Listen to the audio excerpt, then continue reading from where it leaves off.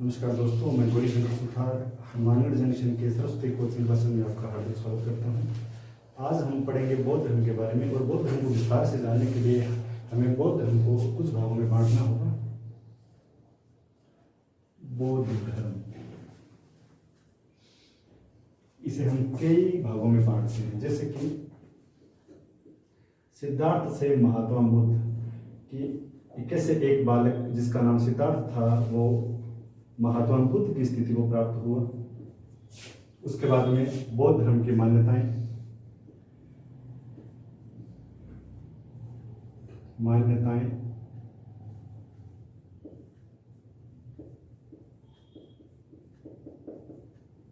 बौद्ध धर्म की शिक्षाएं, बौद्ध धर्म की संगीतियां जो कि 4 हुई थी। इसके बाद में बौद्ध धर्म का विभाजन, बौद्ध धर्म का विभाजन, बौद्ध धर्म के विभाजन के बाद बौद्ध संघ,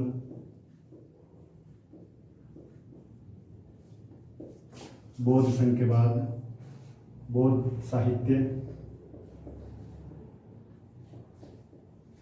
बौद्ध साहित्य के बाद बौद्ध धर्म का उत्थान या उत्कर्ष के बाद बौद्ध धर्म का प्रभाव, उसके बाद बौद्ध धर्म का पतन। तो आज हम चर्चा करते हैं सिद्धार्थ से महात्मा बुद्ध।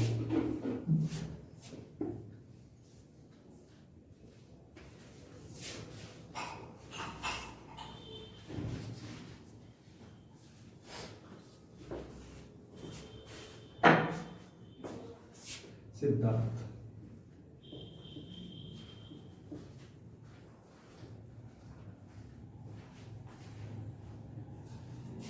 सिद्धार्थ के पिता का नाम शुद्धोधन था।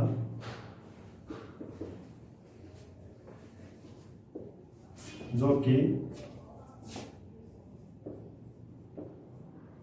कपिलवस्तु के शाक्य गणराज्य के प्रधान थे। शाक्य गणराज्य के प्रधान थे। इनका गोत्र गौतम था, इसलिए सिद्धार्थ थे वो ज्ञान प्राप्ति के बाद बुद्ध से गौतम बुद्ध कहलाए। कपिलवस्तु का वर्तमान नाम तिलोरा कोट है। यह प्रश्न बहुत बार पूछा जाता है कि कपिलवस्तु का वर्तमान नाम क्या है, तो तिलोरा कोट है। तिलोरा कोट नेपाल की तराई में स्थित है। नेपाल की तराई में। सिद्धार्थ की माता का नाम महामाया है, जो कि राम ग्राम के कोलीय वंश की थी। राम ग्राम के कोलीय वंश की थी।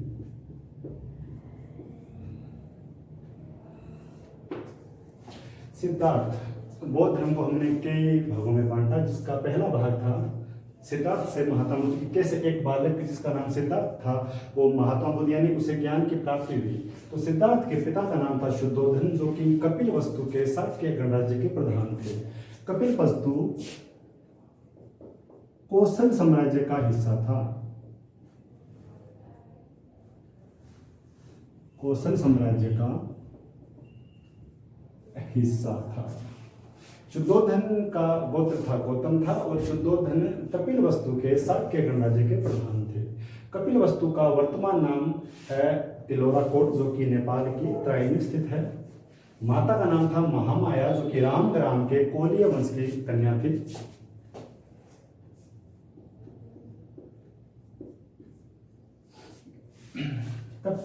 सिद्धार्थ का जन्म 563 ईसा पूर्व या 566 ईसा पूर्व माना जाता है। जो सर्वप्रचलित मत है वो 563 है।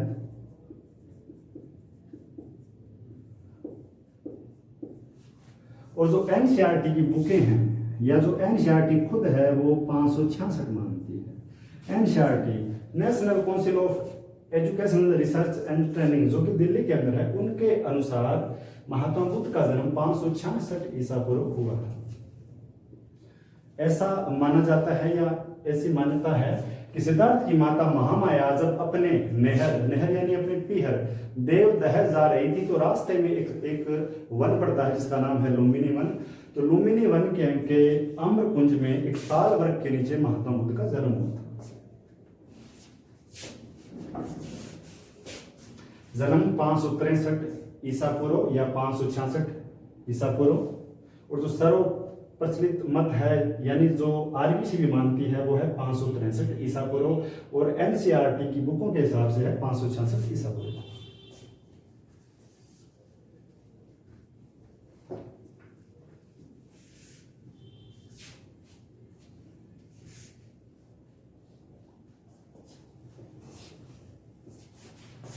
सिद्धार्थ का जन्म स्थान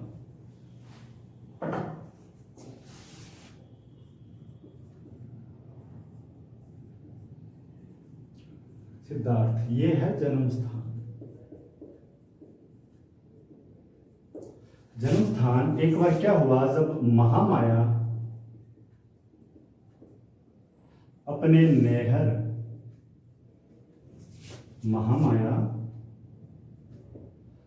नहर जा रही थी, नहर यानी पीहर जा रही थी, जो कि देवदह था। तो रास्ते में एक लुम्बिनी वन है। तो लुम्बिनी वन के अंदर एक आम्र कुंज है। आम्र कुंज यानी आम के पेड़ों का झुंड है, आम्र कुंज है। वहां पे एक शाल का वृक्ष था, उसके नीचे महात्मा बुद्ध का जन्म हुआ था। तो लुम्बिनी वन का वर्तमान नाम है रूमिनदेई, जो कि नेपाल की तराई में है।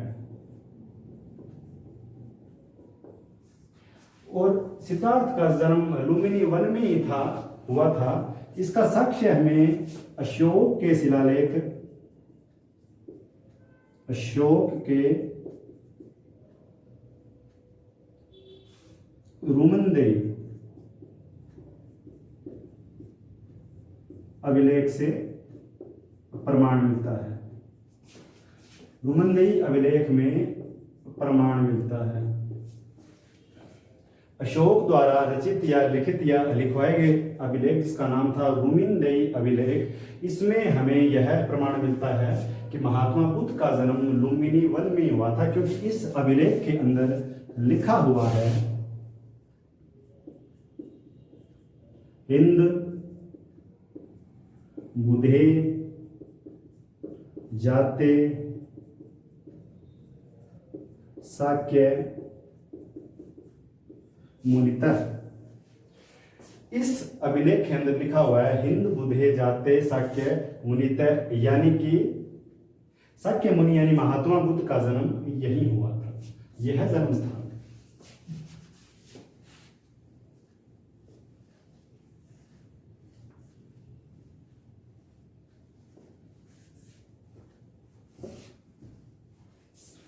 ऐसी मान्यता है कि महात्मा बुद्ध जन्म लेते ही 7 कदम चले थे।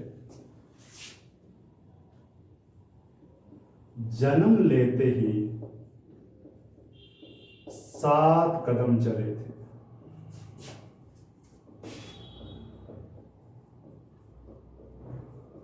और ये कहा कि मैं अच्छाइयों को प्राप्त करूंगा। और ये कहा, किसने कहा? ये सिद्धार्थ ने। ये ऐसी मान्यता है कि सिद्धार्थ थे, वो जन्म लेते ही 7 कदम चले और उन्होंने ये कहा कि मैं समस्त अच्छाइयों को प्राप्त करूंगा। और यह मेरा अंतिम जन्म है, मैं समस्त अच्छाइयों को प्राप्त करूंगा या अच्छाइयों का उदाहरण बनूंगा, अच्छाइयों का उदाहरण बनूंगा और यह मेरा अंतिम जन्म है। दोबारा देख लेते हैं।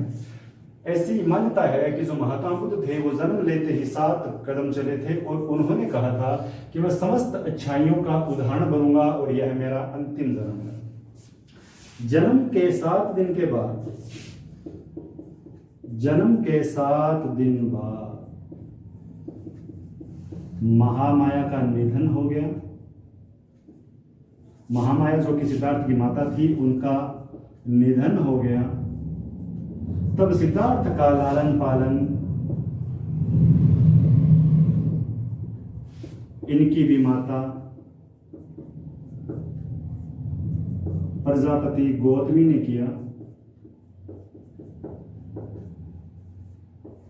विमाता बोलते हैं सौतेली मां को, सौतेली मां। जन्म के 7 दिन बाद महामाया का निधन हो गया। तब इनका लालन पालन इनकी दूसरी माता या सौतेली मां या विमाता प्रजापति गौतमी ने किया।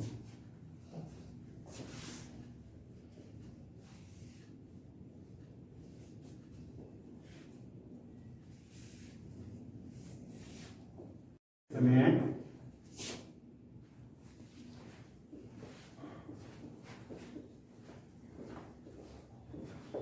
महात्माओं द्वारा भविष्यवाणी की गई। वो महात्मा थे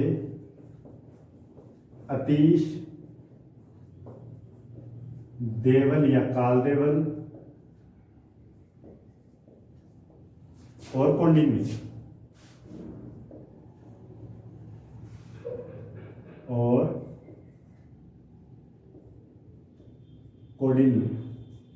इन महात्माओं ने यह भविष्यवाणी की कि यदि यह बालक सांसारिक समस्याओं में लिप्त रहा तो एक चक्रवर्ती सम्राट बनेगा, यदि यह सामाजिक समस्याओं से विरक्त रहा तो एक सन्यासी बनेगा।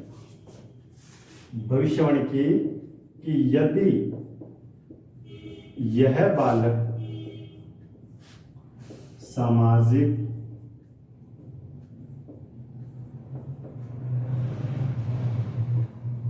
समस्याओं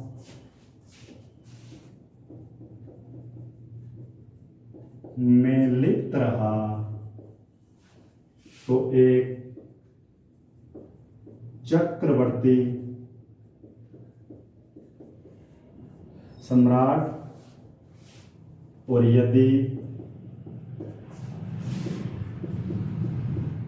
सामाजिक समस्याओं से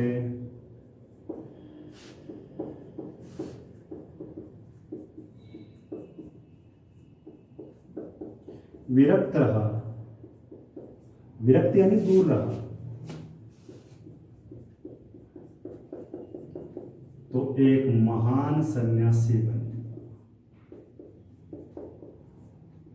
सन्यासी बनेगा। महात्मा बुद्ध के जन्म के समय भविष्यवाणी की गई और ये भविष्यवाणी करने वाले जो संत थे, जो महात्मा थे, उनका नाम था अतीश, देवल, काल देवल और कौंडिन्य।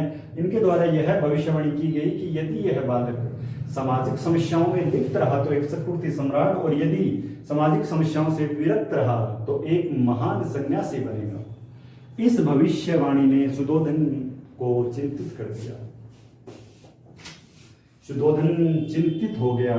फिर उसने क्या किया, समाज की समस्याओं से इसको दूर करने के लिए 3 ऋतुओं के हिसाब से 3 महलों का निर्माण करवाया, जिसमें भोग विलास की समस्त वस्तुएं उपलब्ध करवाई, ताकि जो सिद्धार्थ है वो सामाजिक समस्याओं से दूर रहे। शुद्धोधन ने 3 ऋतुओं के अनुसार 3 महलों का निर्माण करवाया।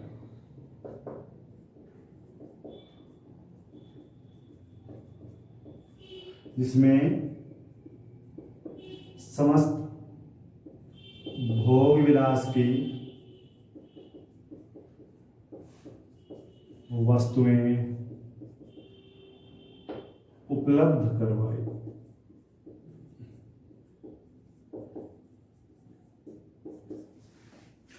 वो जो भविष्यवाणी थी, क्योंकि जो सुद्धोधन थे ना, उनके वृद्धावस्था में एकमात्र पुत्र हुआ था। उनको चिंता हुई कि यदि यह बालक भी सन्यासी बन गया तो मेरा राजकाज कौन संभालेगा। इसलिए उसने क्या किया, उनको सन्यासी बनने से रोकने के लिए 3 ऋतुओं के अनुसार 3 महलों का निर्माण करवाया और उसमें समस्त भोग विलास की वस्तुएं उपलब्ध करवाई। लेकिन और यह भी किया कि 16 वर्ष की आयु में विवाह।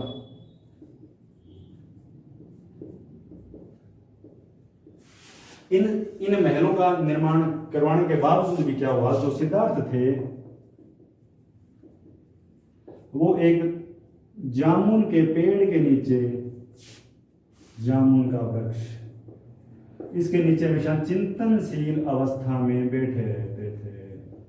चिंतनशील अवस्था में इन समस्त महलों का और भोग विलास की वस्तुएं उपलब्ध करवाने के बावजूद जो सिद्धार्थ थे वो एक जामुन का वृक्ष या एक जम्मू वृक्ष के नीचे चिंतनशील अवस्था में बैठे रहते थे। तो इस अवस्था से चिंतित होकर शुद्धोधन ने सिद्धार्थ की शादी कर दी, उसका विवाह करवा दिया। उस समय सिद्धार्थ की आयु थी 16 वर्ष। विवाह 16 वर्ष की आयु में। और पत्नी का नाम था यशोधरा, जिसके अन्य नाम भी थे जैसे कि बिंबा। कई बौद्ध ग्रंथों में अलग अलग नामों से संबोधित किया गया है, लेकिन जो सर्वप्रचलित नाम है वो है यशोधरा। पत्नी का नाम था यशोधरा, जिनके नाम थे बिंबा, गोपा, बदकच्छना। इतना सब होने के बावजूद भी जो महात्मा बुद्ध थे वो तो महात्मा बुद्ध ही थे। चिंतनशील अवस्था में बैठ रहता था सिद्धार्थ। और एक बौद्ध ग्रंथ है जिसका नाम है मंछिम निकाय। बौद्ध ग्रंथ, इसका नाम है मंछिम निकाय। एक बौद्ध ग्रंथ मंछिम निकाय के अनुसार एक दिन सिद्धार्थ अपने घोड़े सिद्धार्थ कपिलवस्तु की यात्रा पर निकल पड़े। कपिलवस्तु का भ्रमण करने के लिए, कपिलवस्तु का भ्रमण। उस समय सिद्धार्थ के साथ थे उसका घोड़ा जिसका नाम था कंथक। चलो ये ऊपर लिख देता हूं, ये थोड़ा देख लो आप। शुद्धोधन ने उसको सन्यासी बनने से रोकने के लिए 3 ऋतुओं के अनुसार 3 महलों का निर्माण करवाया और समस्त भोग विलास की वस्तुएं उपलब्ध करवाई। लेकिन सिद्धार्थ हमेशा एक जामुन का वृक्ष था, वहां एक चिंतनशील अवस्था में बैठे रहते और कुछ ना कुछ सोचते रहते थे। इसी अवस्था या स्थिति से तंग होकर शुद्धोधन ने उनका विवाह कर दिया। विवाह के समय सिद्धार्थ की आयु थी 16 वर्ष और पत्नी का नाम था यशोधरा, जो कि बिंबा, गोपा और बदकच्छना नाम से जानी जाती है। यशोधरा के पिता का नाम दंडपाणि या सुप्रबुद्ध था। सुप्रबुद्ध था। यशोधरा के पिता या दंडपाणि और सुप्रबुद्ध की पुत्री का नाम था यशोधरा, जो कि सिद्धार्थ की पत्नी थी।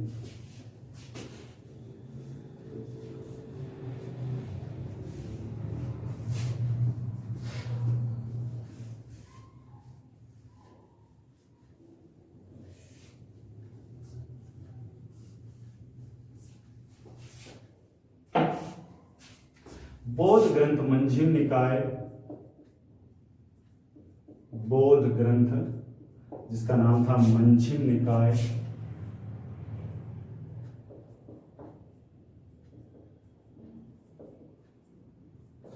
उसके अनुसार सिद्धार्थ के मन में एक बार कपिल वस्तु के भ्रमण का विचार आया। कपिल वस्तु का भ्रमण।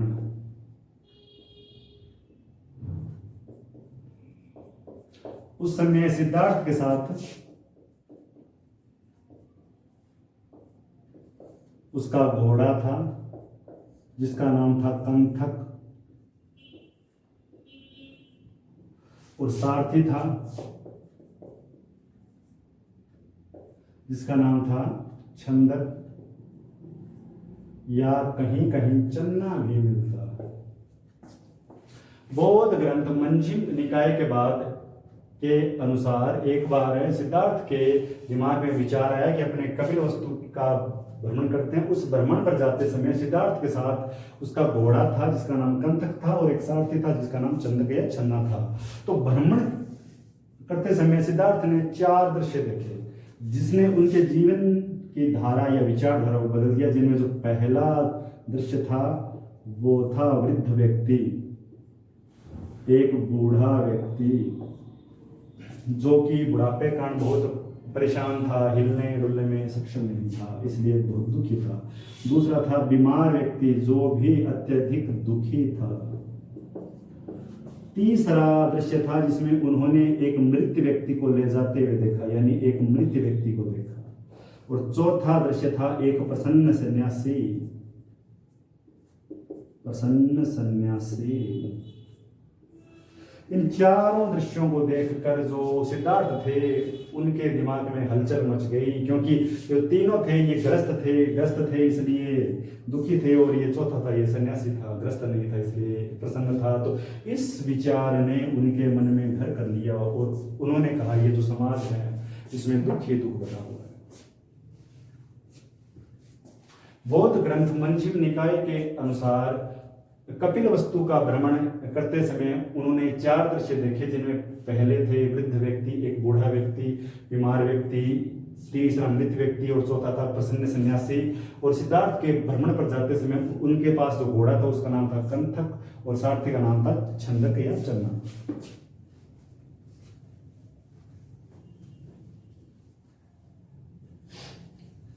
विवाह के 12 वर्ष बाद 16 वर्ष की आयु में उनका विवाह हुआ था, और विवाह के 12 वर्ष बाद विवाह के 12 वर्ष बाद यानी 28 वर्ष की आयु में 28 वर्ष की आयु में उन्हें एक पुत्र की प्राप्ति हुई। पुत्र प्राप्ति। सिद्धार्थ ने जैसे ही पुत्र के जन्म लेने का समाचार सुना तो उनके मुख से जो पहला शब्द निकला वो था राहु।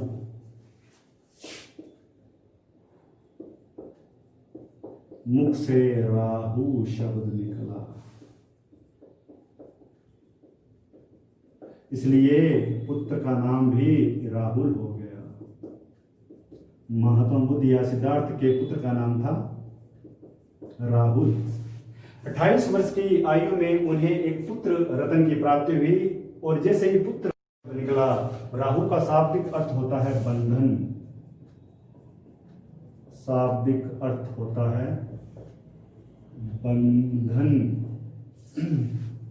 और इसी राहु शब्द के पर उनके पुत्र का नाम पड़ गया राहुल। और जैसे ही इन्होंने वह समाचार सुना तो इन्होंने कहा कि आज मेरे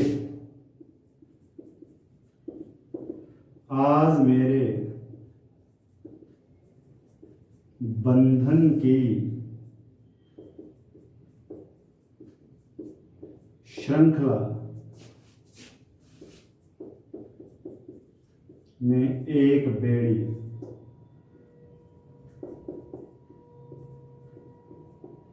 और जुड़ गई। जैसे ही पुत्र प्राप्ति का समाचार सुना, मुख से निकला राहु और यह कहा कि आज मेरे बंधन की श्रृंखला में एक बेड़ी और जुड़ गई। 29 वर्ष की आयु में यानी पुत्र प्राप्ति के 1 साल बाद, या जब इनका पुत्र जो राहु था वो 1 वर्ष का था, 29 वर्ष की आयु में सिद्धार्थ ने घोड़े कंथक वैसार्थी छंदक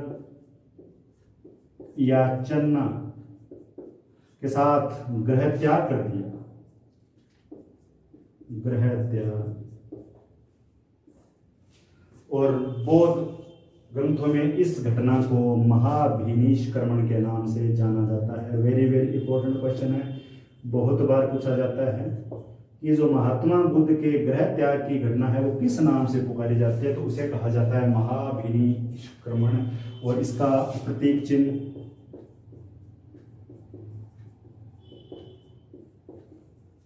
है घोड़ा। आगे हम महात्मा बुद्ध के जीवन से संबंधित समस्त प्रतीक चिन्हों के बारे में विस्तार से अध्ययन करेंगे। गृह त्याग का चिन्ह था घोड़ा था, इनके जन्म का चिन्ह था कमल और इनके गर्भस्थ होने का चिन्ह था गज हाथी। 29 वर्ष की आयु में सिद्धार्थ ने अपने घोड़े कंथक वैसार्थी छंदक के साथ गृह त्याग कर दिया और इस घटना को बौद्ध ग्रंथों में महाभिनिष्क्रमण, बौद्ध ग्रंथों या बौद्ध धर्म में महाभिनिष्क्रमण के नाम से जाना जाता है, जिसका प्रतीक चिन्ह है घोड़ा।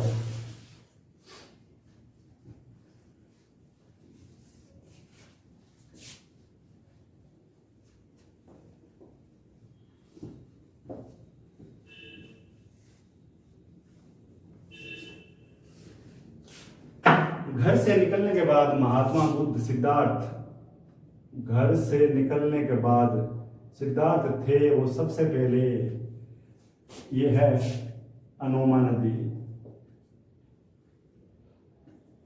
अनोमा नदी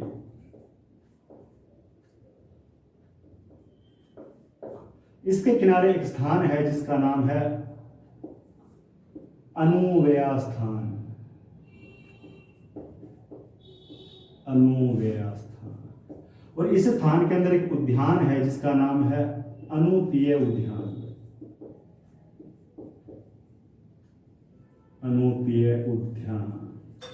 घर से निकलने के बाद में सबसे पहले अपने घोड़े और अपने सारथी छंदक या चन्ना के साथ अनोमा नदी के किनारे एक स्थान है जिसका नाम है अनुव्यया स्थान, और वहां पे एक उद्यान जिसका नाम है अनुपीय उद्यान। सबसे पहले यहां आए और यहां ही उन्होंने काशाय वस्त्र धारण किए। काशाय वस्त्र धारण किए। काशाय वस्त्र बोलते हैं भगवे वस्त्रों को, जो भगवे रंग के होते हैं, भगवे वस्त्र। और यही तापस भेष धारण किया। तापस भेष यानी एक तपस्वी का भेष। और यहीं से अपने घोड़े और अपने सारथी को वापस राजमहलों की ओर छोड़ दिया और यहां उन्होंने 7 दिन वास किया। जो सिद्धार्थ थे वो सबसे पहले अनोमा नदी के किनारे एक स्थान है जिसका नाम है अनुव्यया स्थान, और वहां उस स्थान के अंदर एक अनुपीय उद्यान है। वहां ये 7 दिन तक रुके, वहीं कासाय वस्त्रों को धारण किया। कासाय वस्त्र कहते हैं भगवे वस्त्र को। और यही तापस भेष को धारण किया और अपने घोड़े और अपने सारथी को यहीं से वापस भेज दिया।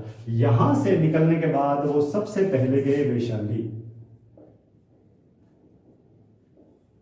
वैशाली वैशाली में उनकी भेंट आलार कलाम से हुई। आलार कलाम जो कि सांख्य दर्शन के गुरु थे। सांख्य दर्शन के गुरु। और ये महात्मा बुद्ध के प्रथम गुरु भी कहे जाते हैं। बहुत बार पूछा जाता है कि महात्मा बुद्ध के प्रथम गुरु का क्या नाम था, तो आलार कलाम था। यहां उनकी भेंट, महात्मा बुद्ध या सिद्धार्थ की भेंट उनके साथ ही वैशाली में हुई थी। यानी यह है महल। महल से वो सबसे पहले आए अनुपीय उद्यान में, यहां से गए वैशाली। वैशाली में उनकी भेंट होगी आलार कलाम से, जो कि बुद्ध के प्रथम गुरु हैं। ये सांख्य दर्शन के गुरु थे, ज्ञाता थे, जानकार थे। यहां पर बुद्ध ने कई दिन इनके उपदेश दिए लेकिन उन्हें संतुष्टि नहीं हुई। तब वो वहां से वो चले गए राजगृह। राजगृह, राजगृह में उनकी भेंट हुई रुद्रक रामपुत से।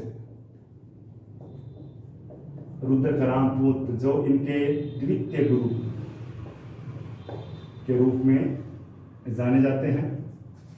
सबसे पहले गुरु थे आलार कलाम, जिनकी भेंट हुई वैशाली में। वैशाली से ये गए राजगृह। राजगृह में इनकी भेंट हुई रुद्रक रामपुत से, जो कि इनके द्वितीय गुरु थे। इनसे भी असंतुष्ट होने के बाद में जो महात्मा बुद्ध थे वो पहुंच गए उरुवेला।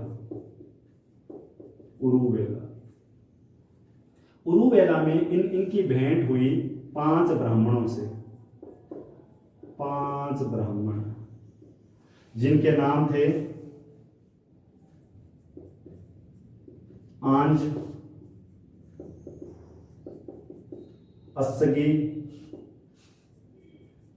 वप, भद्दीय, कोडिन।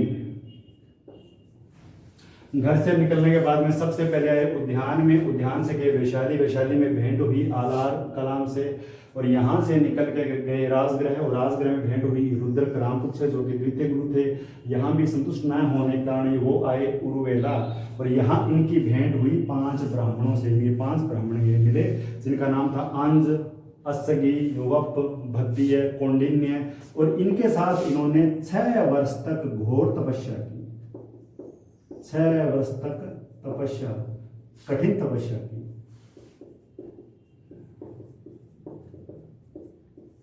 और यहीं पर इन्होंने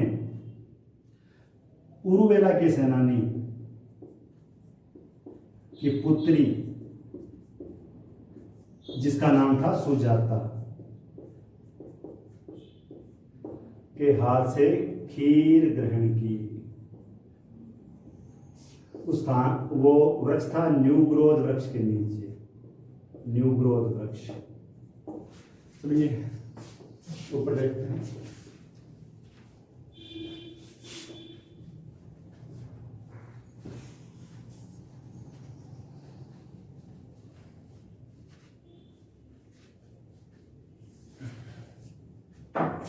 ये सबसे पहले आए थे उद्यान में। उद्यान के बाद है वैशाली। वैशाली में इन्हें मिले आलार कलाम। वैशाली से गए राजगृह। राजगृह में मिले रुद्रक रामपुत। रुद्रक रामपुत वहां से हो गए उरुवेला। उरुवेला में इनकी भेंट हुई 5 ब्राह्मणों से, जिनके नाम थे अंज, अस्सगी, वप, भद्दीय, कौंडिन्य। यहां इनके साथ इन्होंने 6 वर्ष तक कठिन तपस्या की। कठिन तपस्या की और अंत में उरुवेला के सेनानी, उरुवेला के सेनानी की पुत्री, जिसका नाम था सुजाता,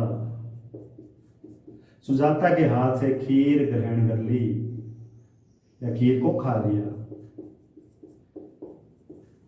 और इस खीर ग्रहण करने से जो ये 5 ब्राह्मण थे ये सिद्धार्थ से नाराज हो गए, और ये जो 5 ब्राह्मण थे ये वहां से चले गए, और ये चले गए सारनाथ, जिसका एक अन्य नाम ऋषि पत्नम भी मिलता है, क्योंकि सारे ऋषि यहीं आते थे।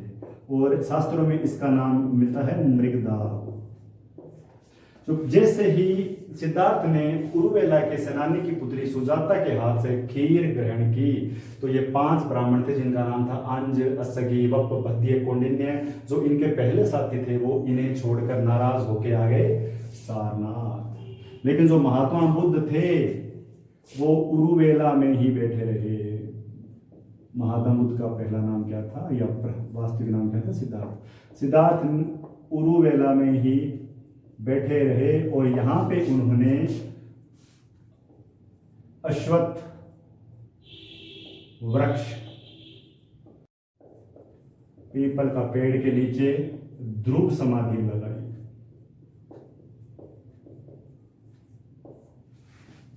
उरुवेला में 5 ब्राह्मण मिले। 5 ब्राह्मणों के साथ 6 वर्ष तक कठिन तपस्या की, लेकिन अंत में सेनानी की पुत्री सुजाता के हाथ से खीर ग्रहण कर ली। इस खीर ग्रहण करने से 5 ब्राह्मण नाराज हो गए। ये ब्राह्मण आगे सारनाथ, लेकिन जो सिद्धार्थ थे वो उरुवेला में ही थे। वहां उन्होंने अश्वत्थ के वृक्ष यानी पीपल के पेड़ के नीचे ध्रुव समाधि लगा ली और कहा कि जब तक ज्ञान की प्राप्ति नहीं होगी मैं नहीं उठूंगा। यहां ये 7 दिन और 7 रात, 7 दिन प्लस 7 रात की तपस्या के बाद 8वें दिन, जिस दिन थी वैशाख पूर्णिमा, वैशाख पूर्णिमा के दिन इन्हें ज्ञान की प्राप्ति हुई।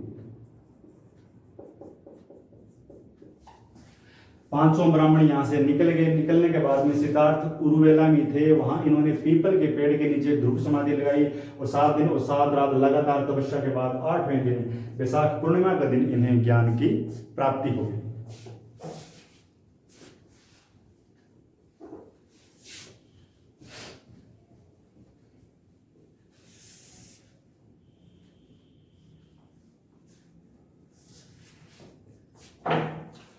उरुवेला नहीं थे सिद्धार्थ, उरुवेला।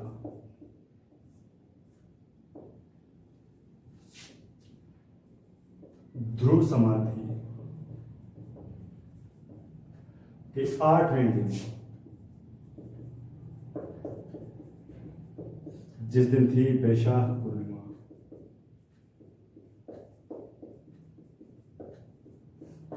इन्हें ज्ञान की प्राप्ति हुई। ज्ञान की प्राप्ति के बाद,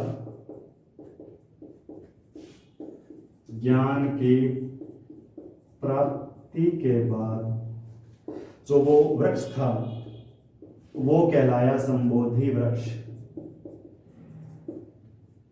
संबोधि वृक्ष, ये वही संबोधि वृक्ष था जिसे अशोक की पत्नी, जिसका नाम था तिष्यरक्षता, उसने जलवा दिया था और शशांक ने ही इस पेड़ को हर्षवर्धन के समय कटवा दिया था। ज्ञान की प्राप्ति के बाद जिस वृक्ष के नीचे यानी जिस पीपल के पेड़ के नीचे सिद्धार्थ को ज्ञान की प्राप्ति हुई उसे संबोधि वृक्ष कहा गया और सिद्धार्थ हो गए बुद्ध।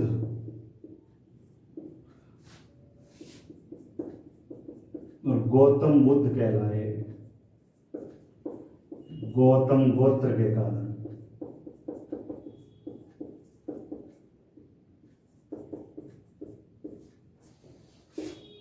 और इनका नाम हुआ तथागत। तथागत यानी सब कुछ जानने वाला।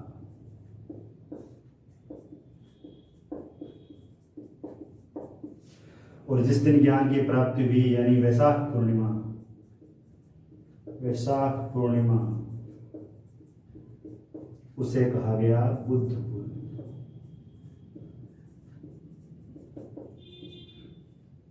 क्योंकि जो बुद्ध पूर्णिमा है, वैशाख पूर्णिमा है, इसका महात्मा बुद्ध के जीवन में बहुत महत्वपूर्ण है। क्योंकि जो महात्मा बुद्ध का जन्म था वो भी वैशाख मास में ही हुआ था। ज्ञान की प्राप्ति ही वैशाख में हुई और मृत्यु भी वैशाख मास में हुई।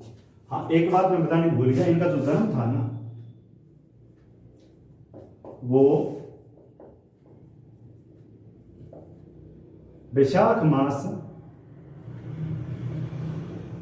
के पुष्य नक्षत्र में हुआ था। पुष्य नक्षत्र में हुआ था। इन्हें ज्ञान की प्राप्ति हुई। ज्ञान प्राप्ति के बाद जिस वृक्ष के नीचे ज्ञान प्राप्ति, उस वृक्ष को कहा गया संबोधि वृक्ष। खुद का नाम हो गया बुद्ध क्योंकि महात्मा बुद्ध कहलाए, और गौतम बुद्ध कहलाए क्योंकि गौतम गोत्र के कारण, और तथागत क्योंकि सब कुछ जानने लगे, जानने वाला, और वैशाख पूर्णिमा बुद्ध पूर्णिमा। ज्ञान प्राप्ति के बाद भी महात्मा बुद्ध कई दिन यहाँ उरुवेला में ठहरे, और उरुवेला में ठहरने के बाद ये गए सारनाथ, और इस उरुवेला के अंदर ही इन्होंने सबसे पहले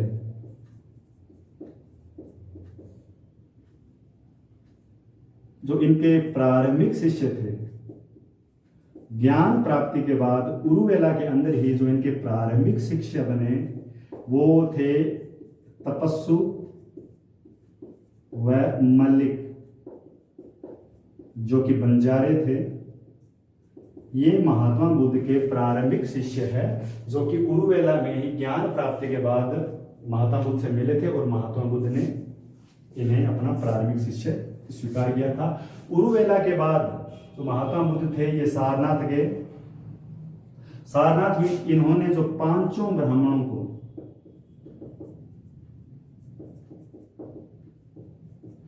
उपदेश दिया, जिसे बौद्ध धर्म या बौद्ध ग्रंथों में धर्म चक्र प्रवर्तन कहा जाता है।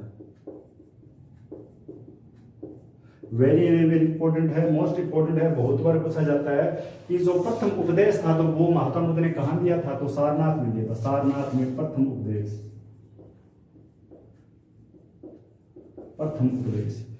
सारनाथ में दिया था, और इन्हीं जो उपदेश दिया था उस घटना को कहा जाता है धर्म चक्र प्रवर्तन, क्योंकि जो धर्म का चक्र था परिवर्तन वो शुरू हो गया था, चल पड़ा था।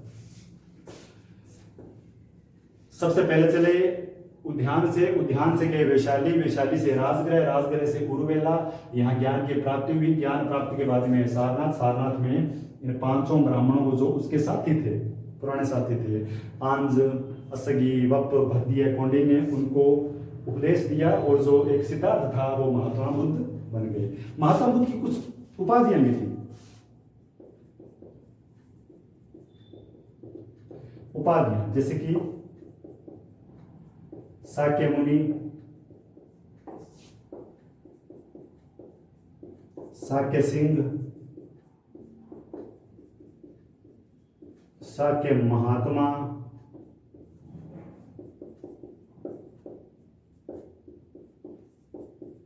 एशिया का ज्योतिपुंज। ये प्रश्न बहुत बार पूछा जाता है कि एशिया का ज्योतिपुंज किस संत या किस महात्मा को कहा जाता है, तो महात्मा बुद्ध को। तथागत, सब कुछ जानने वाला। साक्य मुनि, साक्य सिंह और साक्य महात्मा को क्यों कहा जाता है, क्योंकि ये साक्य गणराज्य के थे, इसलिए साक्य मुनि, मुनि यानी संत, महात्मा, महात्मा, सिंह यानी शेर, और एशिया का ज्योतिपुंज, और तथागत और सर्वार्थ सिद्ध, सर्वार्थ सिद्ध। और एक अन्य उपाधि थी, वो थी साक्य लोकनाथ शास्त्र। महात्मा बुद्ध की कुछ उपाधियां थी। महात्मा बुद्ध को ज्ञान प्राप्त हो गया, जो सिद्धार्थ थे वो महात्मा बुद्ध हो गए। उनके बाद में हम देख रहे हैं उनकी उपाधियां, जिनमें पहली थी साक्य मुनि, साक्य सिंह, साक्य महात्मा, एशिया का ज्योतिपुंज, तथागत, सर्वार्थ सिद्ध, साक्य लोकनाथ शास्ता। कल हम देखेंगे बौद्ध धर्म की मान्यताएं, उसके बाद में शिक्षाएं। थैंक यू दोस्तों, धन्यवाद।